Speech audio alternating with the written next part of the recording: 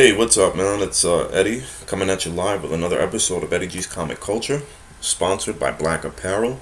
Giving a special shout out for those guys once again, thanking them for all their work on the show and their contributions as well. I also want to send a special shout out to a friend of mine on Instagram. Go check out his page. He's got some pretty good content, and he's an up and coming writer, the Strictly Comedy Vault. Um, as well as a good friend, Blu-ray Dan, also got some excellent content, and as well as a YouTube channel for great reviews on films coming out on Blu-ray. Give it a check it out whenever you guys get a chance. And want to start off with a happy hump day. It's Wednesday, the middle of the week. It seems to be that we're back to normal, regular weather in Florida.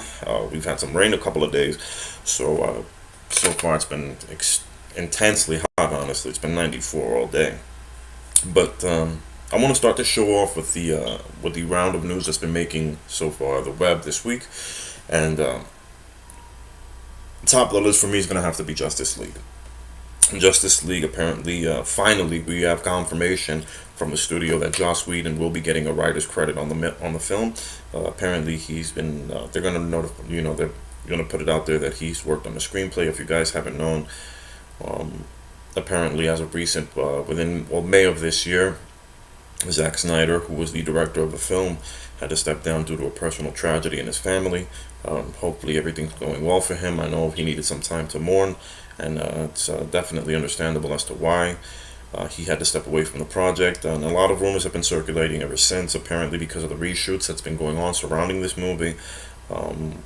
People are worried, and it basically, for a moment there, it didn't look too good. But funny enough, once the mention of Joss Whedon's name was attached to the project, there was some sort of glimmer of hope. And in all honesty, I can't lie. I am guilty of the same thing. I did feel a sigh of relief when it came down to that he was handling the post-production process of the movie. However, still people are cautiously optimistic, and the reason for that being obviously is because of Wonder Woman's success earlier on this year.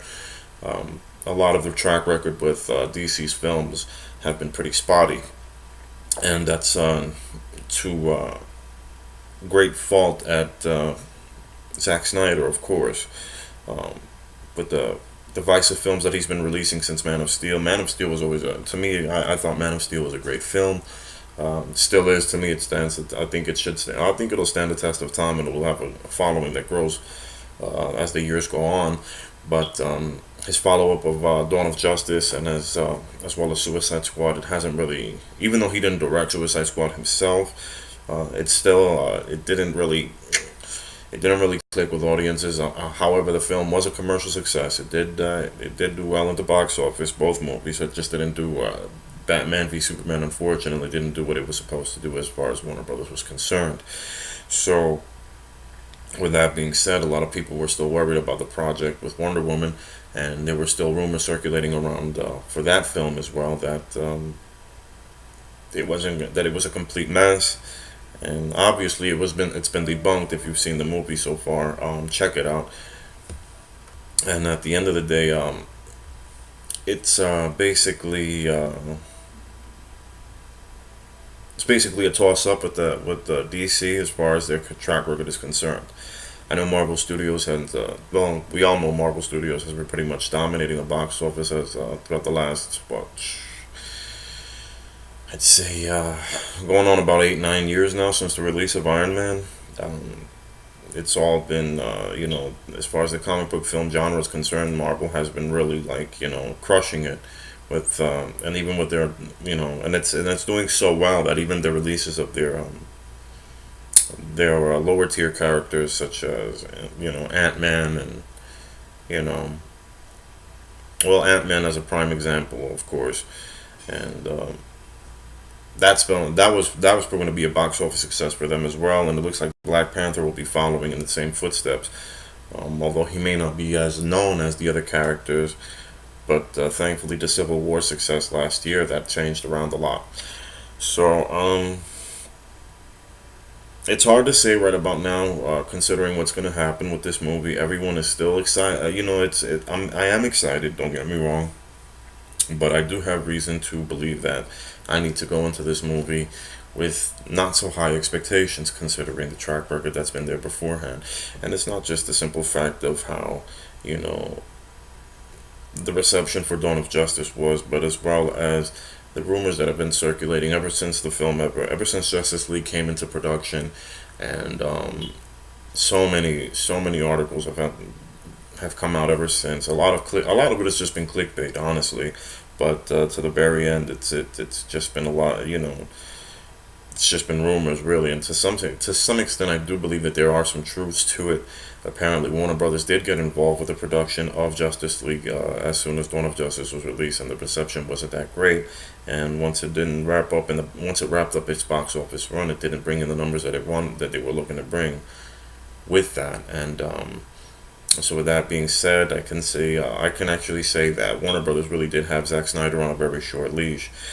Um, it's pretty much, like I said, a toss of the coin. I'm gritting my teeth at, hopefully that it's coming out, that it's going to come out well, that it's going to come out excellent, obviously, but I like to keep my expectations low with certain things, so this way I can be surprised, pleasantly surprised at the end. And at that point, when my expectations are low, I find that it's not that much of a disappointment to see the final product if it really is that bad. So, with that being said, let's just hope that with the recent reshoots that Joss Whedon has done, it does have a turnaround to it, and a lot of you know, it's been a lot of back and forth surrounding it because of that. Everyone's been saying that it's the movie's gonna still stay in the same tone of Zack Snyder's vision, but at the end of the day, like I've read somewhere where Ben Affleck stated that it was interesting to see two different takes on working with these directors, considering he was involved with the reshoots as well. Um, the reason why these reshoots did take as long as they did was basically because a lot of the actors were already involved in other projects, of course, and they were pretty much all over the world taking care of what they had to take care of. For example, Jason Momoa is working on Aquaman at the moment, and you know, I'm sure Gal Gadot was also had her hands full with the with press release with Wonder Woman as of recent as well. So it really does, it really does come to mind exactly what the future holds for Justice League and the DC Extended Universe. Today we also got confirmation that Shazam is entered pre-production. It looks like they are in the casting phase. I'm also excited for this project. I want to see where it's going to go. It's interesting enough that two horror film directors are working on the characters. Because James Wan, as you know, has been he's the director of both Conjuring films, and David Sandberg, if I'm not mistaken, has worked on Lights Out and the Annabelle Creation film, which is actually out in theaters right about now. I haven't checked it out so far. It's just I honestly I've been slacking in that department of horror film in the horror genres of recent when it comes to going to the theaters. But I'm also excited. I'm very excited to see what's going to happen with this movie. Unfortunately, of course, they did confirm that there won't be any Black Adam appearing in this film, and the reason for that being was because they wanted Shazam to be the main focus. Although he's still Captain Marvel to me. The world right about now knows him as Shazam. Um, this is just DC's marketing, of course, and of course, for some reason, Marvel just ended up, Marvel ended up staying with the Captain Marvel from on their brand. It's a little confusing, of course, but I'm not going to get into that right about now. But at the same time, it's very exciting to see what's going to happen with this movie. I'm very excited to see what they're going to go for what they're going for this. I think they should have a very humorous tone, considering that it's the dichotomy of the characters. Billy Batson is a child. He's a preteen, if I'm not mistaken, around 12 years old, and Captain Marvel in himself. He's supposed to be a very goody, he's also a Boy Scout mimicking much of Superman's nature, and but he also carries that that childlike mentality, so to speak. So I'm definitely eager to see who they're casting for this movie, what the villain is going to be to begin with, since there's no Black Adam. As we all know, The Rock is playing Black Adam himself. But they did want Shazam to be the main focal point of the film, and I guess and understandably so. But at the same token, I believe The Rock's, Dwayne Johnson's presence would be a very big boost for the film as it's released. So having Dwayne Johnson in the film would definitely boost ticket sales on their behalf, considering how much of a world-known action star he is right about now. I think he's a pretty good actor. I think he's grown so far throughout the last 13 years since he's been making movies, and it'll definitely be great to see that. I read somewhere that he did want to have some sort of a a project crossing with Superman, with Henry Cavill's Superman, of course, in the universe as well. So let's see where that's going. But nothing's been actually penned up as of yet with him. So let's just hope, fingers crossed, honestly. And while I'm on the subject matter as well, we also got news that Suicide Squad is looking like it's gonna have a fall production scheduled for next year, 2018. Apparently, Will Smith is too big. He's busy working on other projects, which is expected, of course. He's not as big as he used to be. He's not a superstar like he. I mean, he is a superstar, but his name doesn't carry that kind of weight anymore. I guess in Hollywood, like the way it used to. Although it definitely did. His presence definitely did help the Suicide Squad feature, and then of course along with Jared Leto and Margot Robbie playing their respective roles of Joker and Harley Quinn. I also hope that I see a Joker's character more fleshed out in this movie than it was than the first film, because in the first film it was just basically 10 minutes of him, and they marketed the movie as though he was the main, one of the main villains that he wasn't, unfortunately, which made no sense. I guess it was just, I don't know what were they thinking when they were at the production process, but hey, it is what it is. Um, and what else is happening this week? Oh, the return of Captain America. He's actually returning to punch Hydra Captain America in his Nazi face this week. Um, Marvel Comics, the pendulum between Marvel and DC. It's really awkward right about now, because ever since the New 52 was released, and that was met with mixed reviews on a lot of fronts with the main characters. Not everyone, of course. Aquaman definitely had a fantastic run, as well as Wonder Woman. They made off great, and the Flash as well. Of course, Batman will always be DC's baby, so he's always gonna get the superstar treatment in all of his books, no matter what. But regarding that, like, the characters were really pulled out of their element. Superman in particularly, so, and they did something with Lobo, and then they tried to they made Lobo some sort of like new age character, which was terrible, honestly. I mean, it wasn't honest. Let me rephrase that. The design, the idea wasn't terrible. The execution was, and that's really what it was. The execution was pretty bad, because you know, if you ever read the old the old Lobo comics, the main man. You know how he is. He's always smoking a cigar. He's always like foul mouthed, and he's one of those intergalactic beings that you don't mess with. He was like a bounty. He's a bounty hunter, if anything. But he was a cool cat. He was definitely an awesome character to read. He was fun. He was fun as all hell. And when they switched it up and made him as different, they made him all different for the New 52. It was a total. What the hell was that? Like what kind of design was it? It was just some sort of. It didn't mesh well with. It didn't mesh well with the universe, and it didn't mesh well with fans. And unfortunately, they just rejected it and canceled the book altogether, and rightfully so, as it deserved it, because it just wasn't. It wasn't worth picking up to begin with. But once Rebirth came into play, and DC got things back on track, they've literally been on top of the game so far. They've been dominating comic book sales throughout the past year and some change.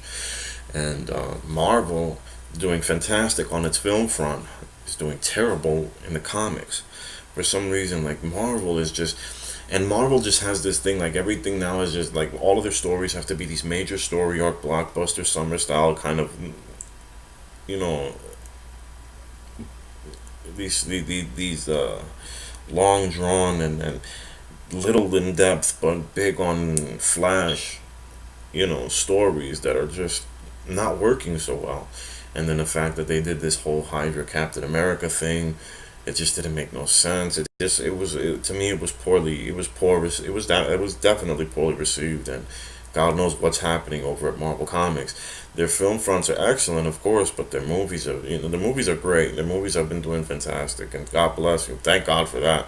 But based on comic book sales alone, they've been, it's showing right about now. The product is taking a big hit, and it shows in the sales. It's not moving like it used to be. Of course, you're always going to have Spider Man, and that's their number one baby as well. But in all honesty, it's not making any sense anymore. They ended their Ultimate Universe, and now they meshed it all together with the 616, if I'm not mistaken. It's been a long time since I've actually followed Marvel Comics like that, so I got to tell you, my information is that there's a good possibility, a good chance that my information might be off by a bit or by a lot. But it's been very difficult to follow. The Avengers versus, and it started with the Avengers versus X-Men storyline. That was just, I mean, they had the potential of having something great, but they could have kept it a lot brief instead of expanding it the way they did, but they didn't. They went around and decided to add almost every character in the Marvel universe into this entire series and this story arc, and it was just terrible. It fell flat to me at the very end, and now they're saying that the return of Captain America seems to be the build up is actually very predictable, so it's not really worth actually a good read. There was a lot of spoilers for it too, actually released online. So I guess Marvel pretty much just gave up on that run because it didn't. Obviously, it didn't work out. Whenever a publisher just goes ahead and throws the spoilers out for their own storylines like that, it's never really a good sign. So with that being said, I think that at this point, I think Marvel needs to get back to its roots as far as their comic books are concerned, dumb down on the spectacle, and start getting more in depth with the story. So this way they can start fleshing out these characters and bringing back some, the good old stories that were being told from back then. The same stories, not the same stories, obviously, but the same style of storytelling that they had for years that worked prior to this, and get it back on track again, because their movies are doing great regardless of how you feel about them. They have a following, and it's a huge following at that, and they earned it, honestly. So with that being said, let's just hope that I'm hoping that, especially with the stale Civil War 2 and the Secret Wars not making any kind of splash whatsoever. I'm hoping that this is finally like a wake up call for them. Like, we gotta have a sit down with some of their writers and editors, at the table, and start realizing and rebuilding their brand again from the bottom up, so it doesn't look bad. um, with that being said, I'm just hoping that it just comes out very well. I want to see the same story. I want to see the basic storytelling features of Marvel return back to its roots. Just bring it back to its roots, and I'm sure they'll be fine. They'll be fine. They'll be worthy competitors again. Um, so, in all honesty, that's just fingers crossed with Marvel Comics, and let's hope that they actually get it together. So, and also, I wanted to get in touch real brief with the Inhumans upcoming program. Apparently, it's being released in IMAX for a limited time as well. Um, Honestly, I don't really see much on that show for me to really dive into. I know Agents of Shield has been doing well for them now. It started off pretty slow in the beginning, but it's actually picked up and it's tracking really well with the ABC on the ABC network. But honestly, as far as the Netflix shows are concerned, I think they're blowing Marvel out the. I think they're blowing, the network, the Marvel Network TV shows out of the water. So giving the Inhumans an IMAX release for this show just seems really blown out of proportion to begin with, because in all honesty, it's not really that accurate. The show in itself is really, a lot of it differs from what seems to be the source material. Like, I haven't followed the Inhumans comic book, so I can't really say with concrete evidence how far they deviate from the source material. But the way it looks, it doesn't look too good as far as I'm concerned. Um, the trailer that was released looks okay from what it seems so far, but I think it's more of a child show. If anything else, I think it would cater more for children or teenagers. Outside of that, um, is it going to be a worthy competitor of Arrow, Legends of Tomorrow, and The Flash? Who knows? It's possible. God knows. Apparently, but it is apparent. It's well, the reviews haven't been released yet, so I haven't seen any. I haven't seen anything so far as bad mouthing it, other than regular fans just tearing what they see so far apart of the show, and just hopefully so that they get that together as well. But if it doesn't make it, then it doesn't make it. They always have Netflix to fall back on, and they still have Agents of Shield as well. Agent Carter didn't last long, which was pretty sad considering that Haley Atwell was a pretty good actress as far as as far as I'm concerned. I thought she was great as Peggy Carter. I think it would have been a good period piece. I think it would have been. I think it honestly would have done a lot better on Netflix, considering the material as well. They could have definitely. They probably would have had a bigger budget on that as well on Netflix for Peggy Carter, considering that it was a period piece. Um, but other than that, it's Marvel Television and their comics. It's the television, on an aspect of television, it looks like Marvel's really picking it up. Their comics, they need to step their game up a long time ago. They need to step it up a couple of notches and then some, and return back to its roots of storytelling. Enough of the flash and spectacle on the crossover story arcs, and let's get back to the basics of good comic books.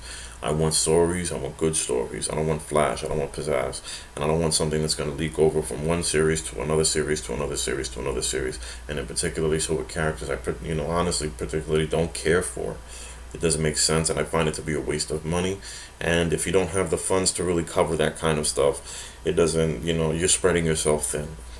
And so with that being said, I'd rather let's just, like I said, fingers crossed for Marvel Comics, not for the MCU. If the cinematic universe is doing well, I'm sure they're going to dominate continuously. So, and the Infinity War and Ragnarok in particular, looks like it's going to set the record straight with Thor. So, but other than that, we'll see where it goes. Well, so that's it for now on this week's news. So I'd like to thank you guys once again for watching. If you have any comments or questions or suggestions, you know where it is. Hit that comment section. Let me know what you guys want to see in the future episodes, and I'll see you next time. Take it easy. Take care. Have a good one.